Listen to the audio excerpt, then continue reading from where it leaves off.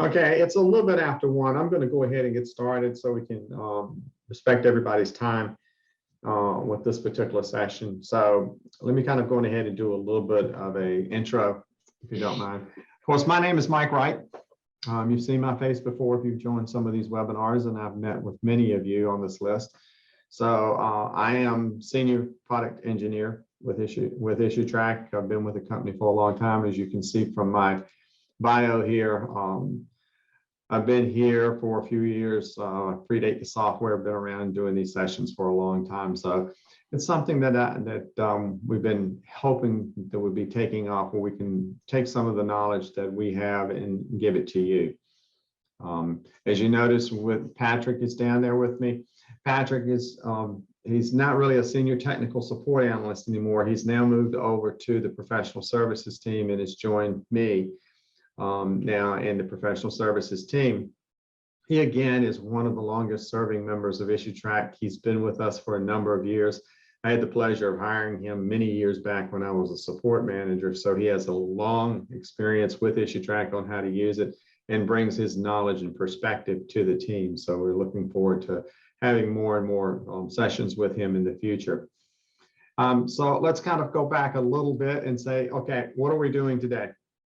Well, of course, today's webinar is going to be, the whole webinar program was really designed to allow us to share some of the knowledge that we have about using Issuetrak with you in another more public format, where you can go ahead and ask us some direct questions, and where we can give you a lot more information than we can in a documented format. So we hope these have been enjoyable. We've been doing these almost 2 years now.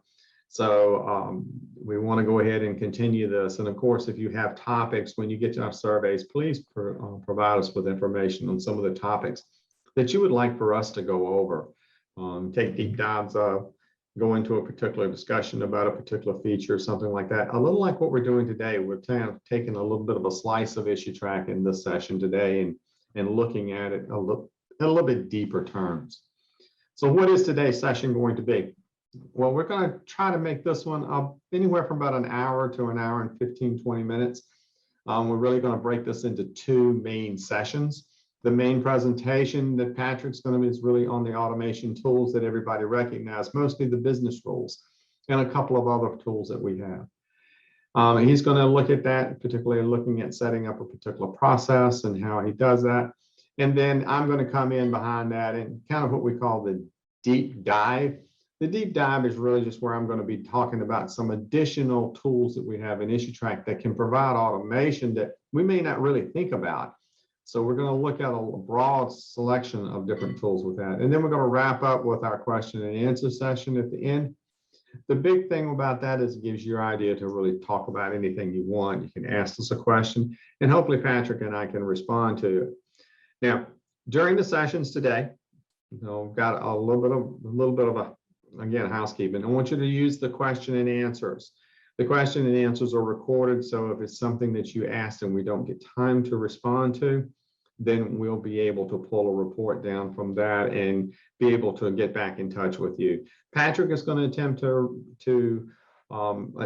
respond to some of those as we go through. Sometimes he'll be bringing those to the front when I'm doing the presentation. When he's doing presentations, I may bring the questions to the front also, so we can answer them live. So please put in your questions in there. The chat doesn't get recorded as well, so we try not to use that as much.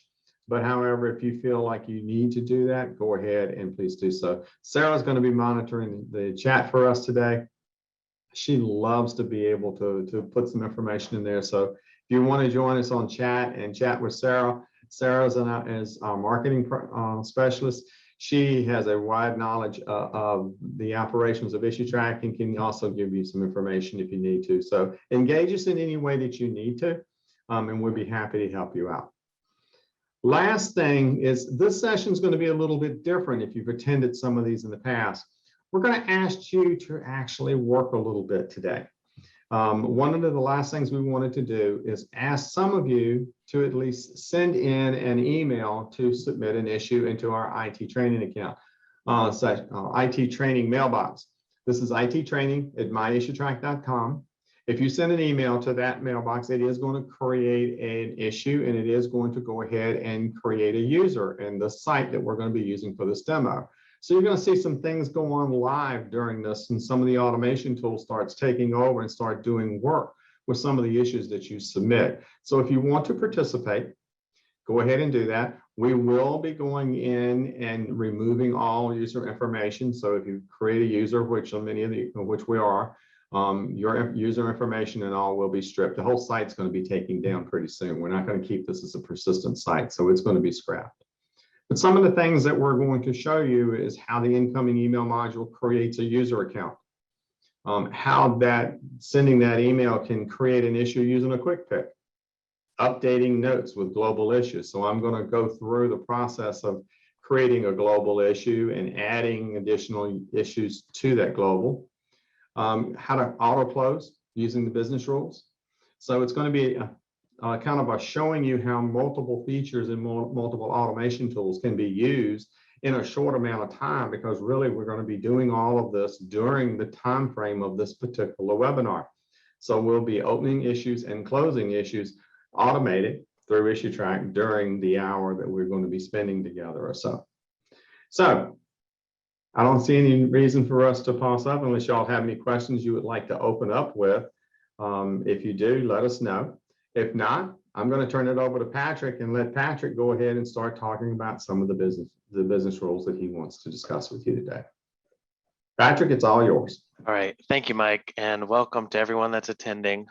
Very excited about this webinar as we have this voluntary participation, and we can actually interact with everyone here. If you choose to send in to ittraining@myissuetrak.com, we're going to look at your issues you've submitted and show some automation with those in real time. So that's pretty exciting. Also, the other exciting part about this is everyone asks me what's my favorite feature of Issuetrak, and I always say automation. So automation really helps issues move forward. You don't really have to micromanage issues and check up on users. You can use escalation rules and substatus rules and all this automation that we have in here to actually keep issues moving forward, actually show accountability and who's responsible for issues. So it's very powerful. It really helps issues from falling through the cracks, and it can really help your business if you configure it smartly and appropriately. So what I'm going to do, we have set up a site here for our July webinar demo. So what I'm going to do is I'm just going to go ahead and log in.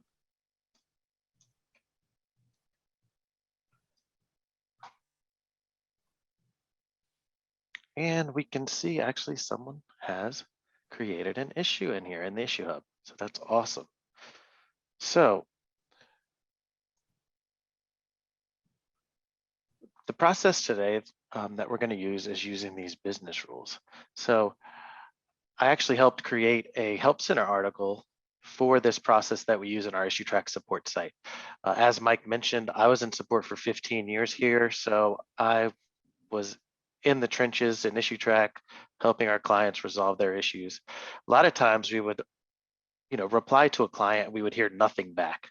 It's kind of like they ghosted us. So how do we go about actually reminding a user if they need further assistance, or if we can actually close the issue? That's a big thing, right? So we wrote this article to kind of help our clients use the processes we use here at Issuetrak. So this is our Issuetrak Help Center. If you want to follow along, you just go to the helpcenter.issuetrak.com. All you have to do is type in automate, and it will bring up this how to automate with business rules. So I'll give you all a chance to get to that. So business rules can help you automate issues in many different ways. And we really need to understand the whole process so that you can configure your processes to automate. First thing we need to do is understanding the clock. So a lot of times we only have total time open. Well, time waiting on a client response or a user's response shouldn't be counted against us. If we answered their question, it may not have resolved their issue, but time waiting back to hear from them shouldn't be counted against our total time open. It also involves like, you know, configuring your SLAs and making sure those are in compliance. So the metrics can get messed up if you're using total time open. Adjusted time open is really good when you can pause the clock when an issue is in a certain substatus. Hey, Patrick, Yes.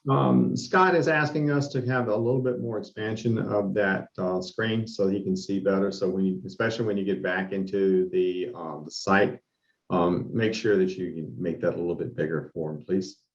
What are you talking about? Let's see. Yeah, right there. Let's see if you can make that a little bit bigger for everyone. Like this? Is Yeah. that good? All right. Bump it up a little bit. Is that better? Hopefully that's better. Let me know, Scott, if that's not. All right.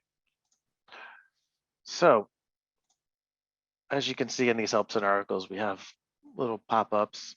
You know, as I was talking earlier, time waiting on a response really counts against you. It also keeps issues stagnant, and you have to micromanage those to check up on them. So what we want to do is really think about how we want to use these business rules.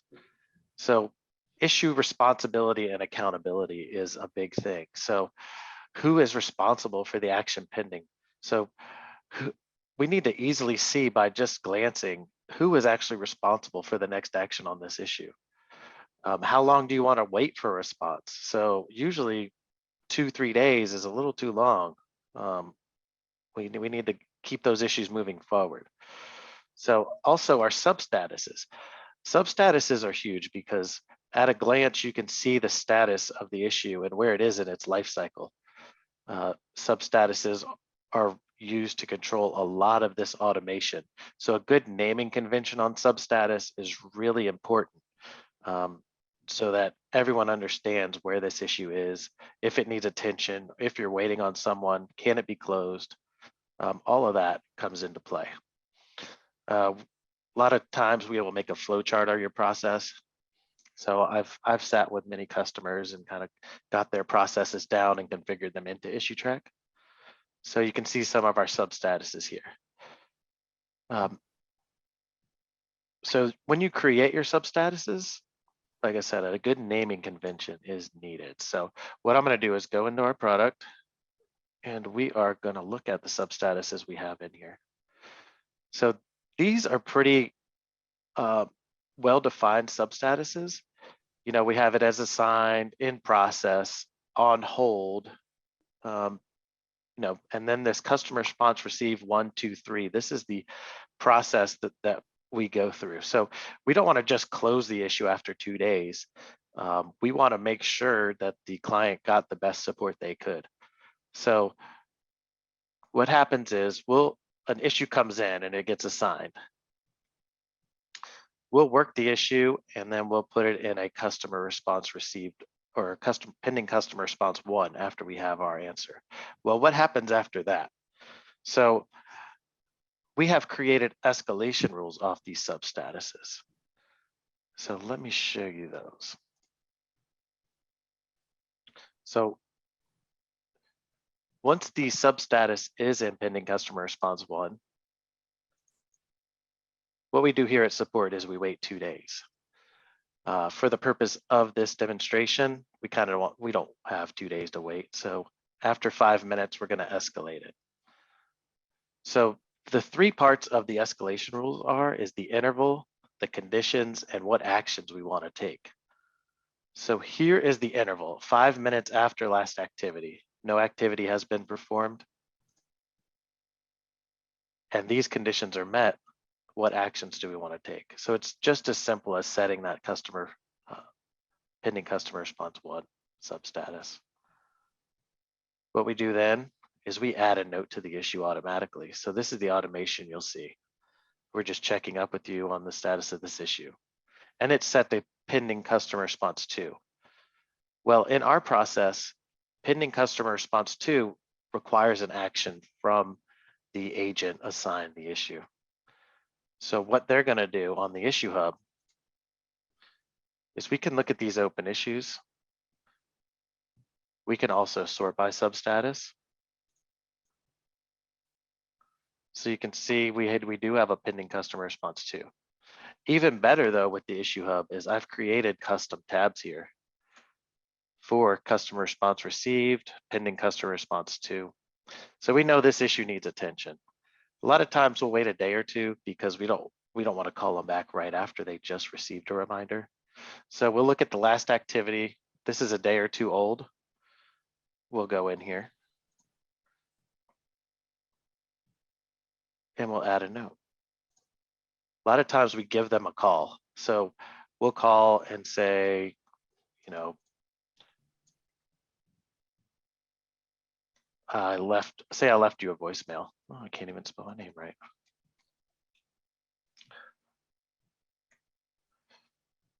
So we left you a voicemail, you know, we'll put a little labor hour on here that we left, and then we'll set it to pending customer response 3. So that moves it along in the process of these escalation rules. And we update. So all the while, this clock is paused and this pending customer response is going to escalate at a certain amount of time. So I kind of want to show you the substatus rules that go into play here, because what happens if the client responds to you? Well, it's not going to be in pending customer response 3. We're going to receive a response. The clock is going to start ticking again. So what I want to show you is the substatus rules. So you saw our substatuses, but we can create certain actions on these substatuses. So here's the one, say we're in pending customer response 3, and we receive a response back.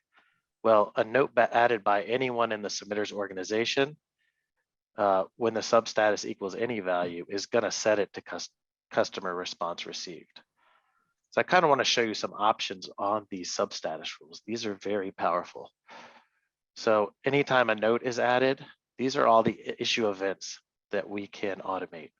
Anytime an issue is closed, we can set it to resolved, which is a really good one as well. So every resolved closed issue gets a substatus of resolved, so you can easily report on that. If a client added a note after the issue was resolved, it would go into customer response received. So you could actually run a report of all closed issues where the customer response was received. A lot of times on these closed issues, they'll respond back a month later. Well, you don't want to reopen that issue because the clock is going to count all that time the issue was closed and put it on that issue, which is going to just kill your metrics. You really want to create a report and maybe create a new issue for their response because it's been so long since they responded. So we can also define when the clock is paused. So in this process, when the substatus equals any of these, we're going to pause the clock because we're waiting on the client to respond. So let me show you the escalation rules one more time. So the escalation rules are built off of the substatuses. We can see in here, now that I just set that one issue into pending customer response received, or pending customer response 3, excuse me. After 5 minutes or any time interval you like, in our support site, we do 2 days. And a lot of you may have got these reminders actually. So you've seen this actually in process here at Issuetrak support. So when the substatus equals pending customer response received 3, we are going to set it to pending closure. Then we're going to say this issue will automatically be closed in 2 days if we don't hear back from you. So we automatically set it to pending closure. Then we have an escalation rule for pending closure. Because after we've contacted you in person once for that pending 2, we kind of just want to remind you through email. You're not getting back to us, but we don't want to close it right away. So we're going to go into this pending closure status. And this should be 5 minutes. If the substatus equals pending closure, we can perform these actions. And this is where we actually close the issue. So this issue has closed automatically. We can reopen this issue or create a new one if you have any further questions or concerns. So pretty straightforward.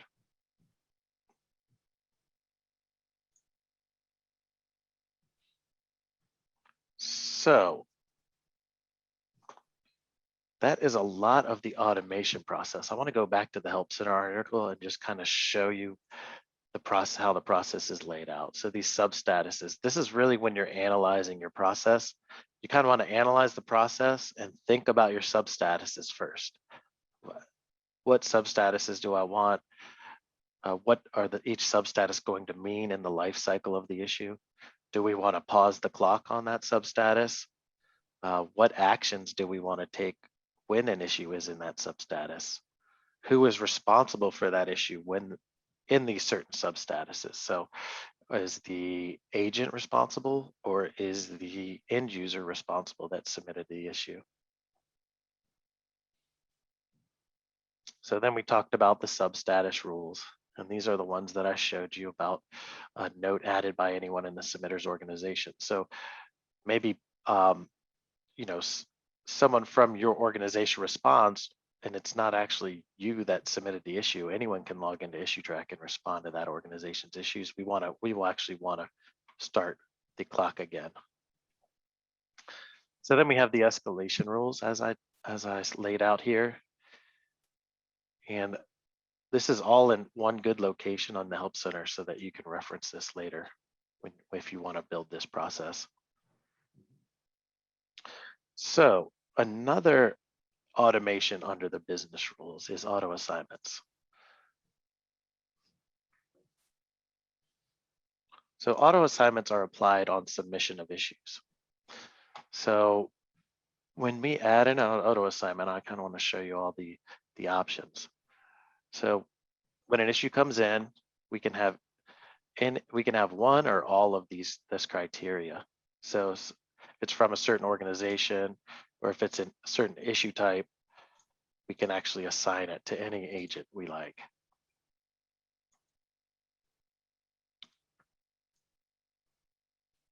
And it's just as easy as configuring like this.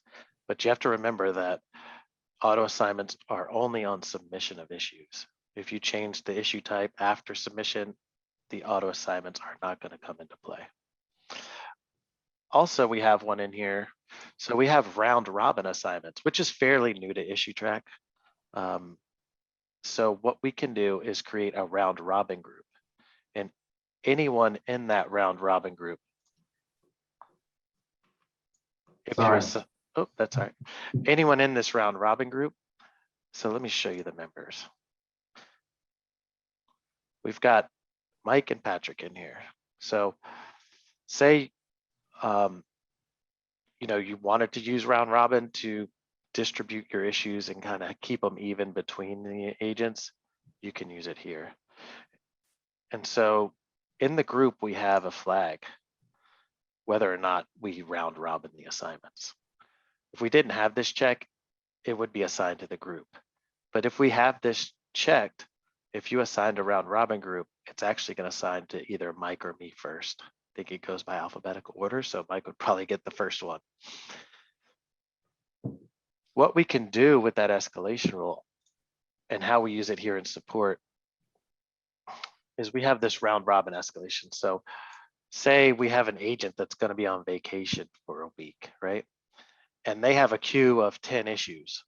Well, we don't want to just go in and assign those out manually, right? We want to round robin them and spread them across all of our agents or anyone in this round robin group. We will use this escalation rule. You can see it's inactive right now. But if I edit this escalation, you can see 1 minute from last activity. So that's going to fire as soon as the escalation process is on the back end.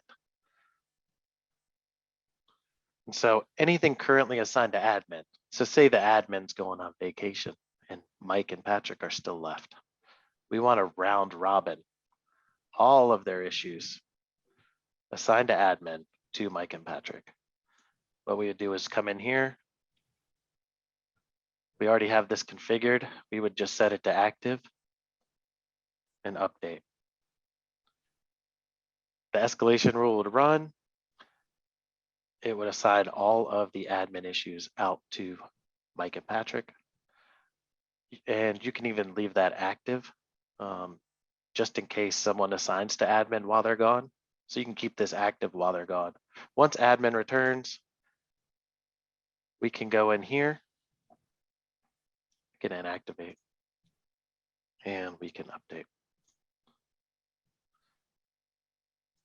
So the escalation. Excuse me, Go Patrick, ahead. just one moment, if you don't mind. I want to answer this course. question from Gregory really quickly. He just wanted to know if this recording was going to be available of this webinar. And yes, it is. It should be available first of the week. We normally send out an email notification of these, and we post these to the webinar portion of the resources tab on the main website of Issuetrak.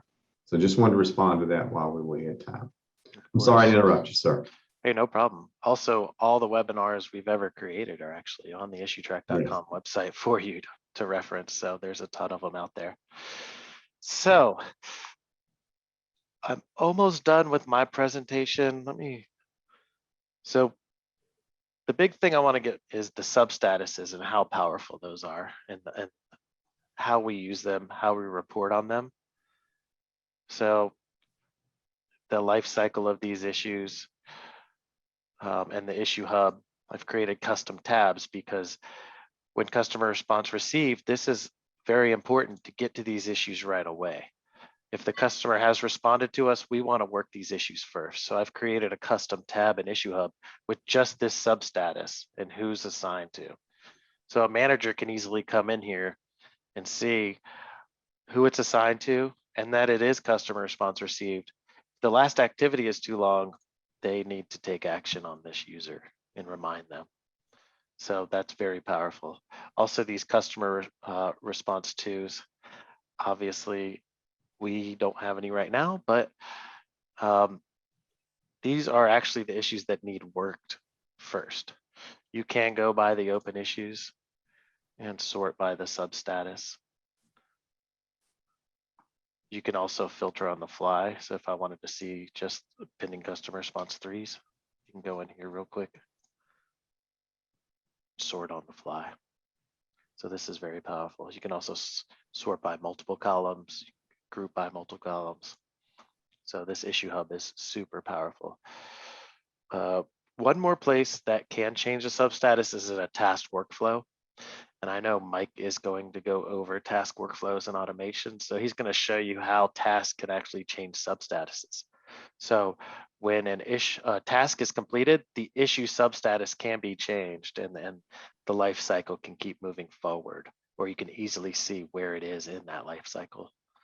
So like I said, substatuses are very powerful. If you need any help with these substatuses, with this process at all, after you've gone through the Help Center article, I'd be more than happy to assist in setting up your processes for you and kind of analyzing what you need and how it needs to be configured. Patrick, let's come. I want to answer the question here by Cindy also. She asked the question, is there any automation associated with the next action option? Next action, a little like substatus, is an optional capability within Issuetrak. You have to enable it in order to use those. The next action does not have any automation capabilities within Issuetrak at this time. So we're mostly going to be looking at automation related to the agent, to the assignee or a user in most cases when it's actually being used. So the other thing is on the substatus, do remember, like I said, that is an optional field. So Patrick's using that capability. Most of you that either work with me or work with Paul or work with Patrick have probably used the substatus, but if you have not used that functionality, it does need to be enabled underneath the system section of the light box that's now being opened up, where you can go in there and enable it in the optional fields area there. So that's where it is enabled, just like next action is. So you would have to go in and enable it there so you can use that particular option with many of the business roles that Patrick's been talking about today. All right, good, awesome. Is that all the questions for now? That's all the questions for now. Has anybody else got anything that they would like to add to the Q&A section?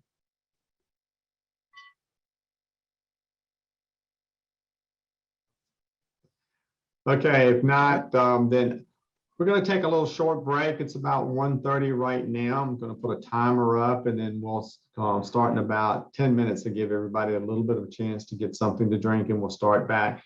And then I'll come back in and start looking at some of the other tools that are in the session. So hopefully you'll stay with us. If not, that's okay. We'll come back and have everything ready for you. But I'm going to talk about a few of the other tools that you have for automation within Issuetrak. So we'll see you in about 10 minutes.